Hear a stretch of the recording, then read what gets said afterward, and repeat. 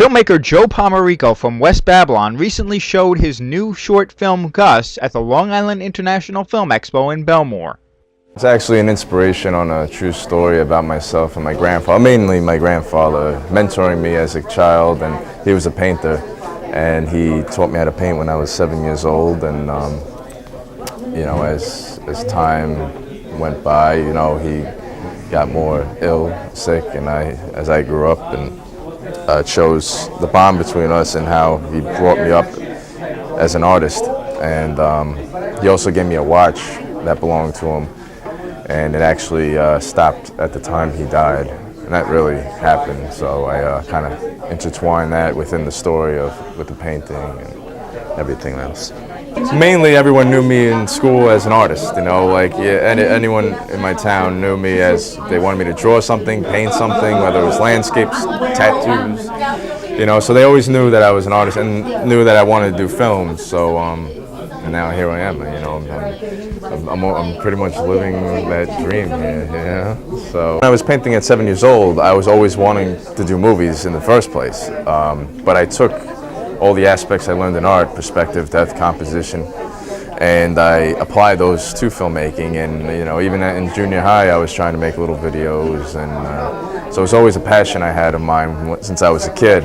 And then I went to school for it, and then I made a bunch of little shorts, and then I made Gus as my first independent short outside of college.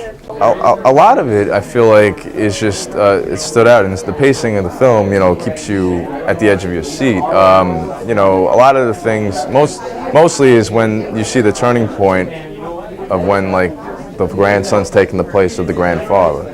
You know, you start to see that he's getting weaker, and, you know, whereas the grandson is just, you know, progressing and growing stronger. And Pomerico was able to cast actor and comedian Sal Richards for the film.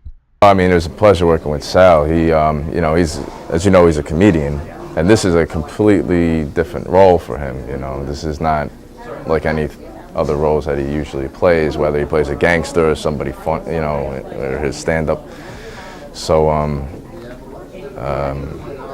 I remember him saying when we at Staten Island, especially when we went up, he came with me to accept the last award, and he's like, he said to everybody, like, this guy made me a real actor, like, you know, and it was so touching, I felt like, and it's just such a powerful words to say, and he's amazing. I mean, and he's actually got an honorable mention here.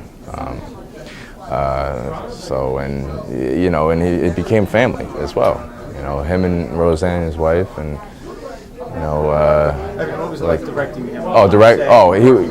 He was directing with him on set. Is like, what's great about it is that we developed such a great relationship where he just believed in anything that I felt, you know, was necessary. Like in my directing, he took my words, and he didn't, like, you know, some actors would just say, yeah, you know, I'll do my own thing, but he was great. He was just a pleasure to work with.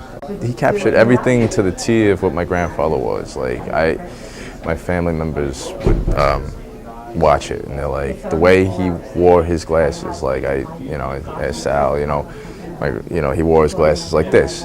You put them down to the bottom of your nose, tilt your head up, and look down. You know, and you'll see that in the piece. Like in the death scene, you know, right before he dies in the piece, you know, and he gives Joe the watch, you know, and his voice alone, and how,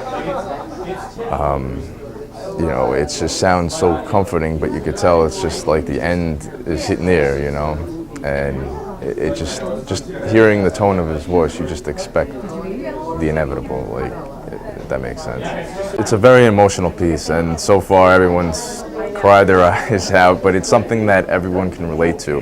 Whether or not you had a grandfather that was close to you, any type of relationship you had with somebody that was your mentor, you know, someone you looked up to, you're gonna relate to it, and that pretty much tackles, you know, every person that's out there. You know, everyone has someone that they were close to that they lost, or, you know, that's still around. So Chris Collora reporting.